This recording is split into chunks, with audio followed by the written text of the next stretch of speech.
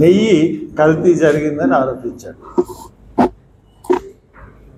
ఆయన ఆరోపించడానికి ఆధారం ఏంటి? నెయ్యి ఎక్కడ కల్తీ జరిగింది? కల్తీ జరిగిన నెయ్యితో లడ్లు ఎక్కడ తయారు చేశారు? ఆ లడ్లు ఎక్కడ ఉన్నాయి? ఇప్పుడు ఆధారం ఉంటే ఒక ముఖ్యమంత్రి స్థాయి అంతటి మనిషి ఆరోపణ చేయాలి. 4-5 సంవత్సరాల నుంచి జరుగుతూ ఉంది తిరుపతిలో కల్తీ అని అంటున్నారు. దానికి మీ దగ్గర ఆధారం ఏంటి? 4-5 సంవత్సరాల క్రితం ఒక ల్యాబ్ రిపోర్ట్స్ అన్నా మీ దగ్గర ఉండాలి. సంవత్సరం క్రితం ల్యాబ్ రిపోర్ట్స్ అన్నా ఉండాలి. లేదంటే మీరు ఎక్కకముందు, పదవి ఎక్కకముందు ల్యాబ్ రిపోర్ట్స్ అన్నా మీ దగ్గర ఉండాలి. మీరు పదవి ఎక్కిన తర్వాత మీరు ల్యాబ్లో చేయించిన నెయ్యి దాంట్లో కల్తీ జరిగిందని చెప్పి ఆపేశారు. మార్చిలో టెండర్లు పిలిచారు, ఏప్రిల్లో టెండర్లు కన్ఫర్మ్ చేశారు, జూన్లో సప్లై చేశారు. సప్లై చేసిన 2 టిన్నుల్లో ఈయన గుజరాత్ వెళ్ళిన తర్వాత మోడీతో మాట్లాడిన తర్వాత ఈ యొక్క పరీక్ష టెస్ట్ గుజరాత్కి వెళ్ళింది.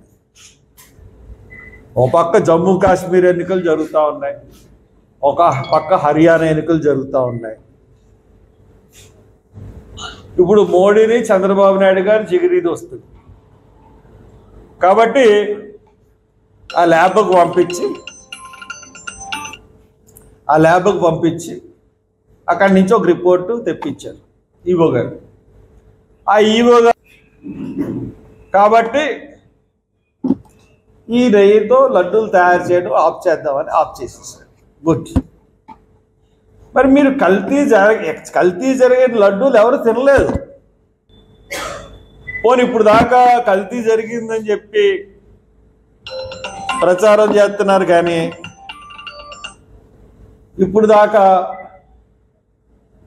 దాకా కల్తీ అని ప్రచారం చేస్తున్నారు, కానీ దానికి సంబంధించిన వాస్తవాలు కానీ ప్రూఫ్లు కానీ, ఒక నిజాన్ని నమ్మాలంటే ప్రూఫ్ ఉండాలి. ఆ ప్రూఫ్ అన్నది సబ్మిట్ చేయడంలో చంద్రబాబు నాయుడు గారు ఫెయిల్ అయ్యాడు, ఖచ్చితంగా ఫెయిల్ అయ్యాడు. ఇప్పుడు జగన్మోహన్ రెడ్డి సిబిఐ ఎంక్వైరీ అన్నాడు.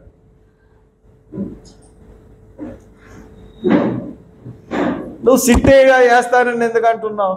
సిబిఐ ఎంక్వైరీ వేయచ్చు కదా. సిబిఐ ఎంక్వైరీ వేస్తే, లేకపోతే రిటైర్డ్ జడ్జితో సుప్రీంకోర్టు రిటైర్డ్ జడ్జితో ఎంక్వైరీ వేస్తే నిజాలు తెలుస్తాయి. ఈ భూప్రపంచంలో ఒక 4 రోజుల క్రితం లడ్డూ దొరికినా, లేకపోతే లడ్డూ దొరికినా దొరకపోయినా, ఒక నెల క్రితం కల్తీ జరిగిందని ప్రూవ్ చేయగలిగినోడు ఈ భూప్రపంచంలో ఎవడలేదు. తిన్నా లడ్డూలన్నీ తినేశారు అందరూ. తినేసిన తర్వాత అది కల్తీ లడ్డీ అని ప్రూవ్ చేయగలిగిన శక్తి ఎవరికి ఉంది? అంటే ఇది అసలు కుట్రపూరితంగా ఆరోపణ చేశాడు.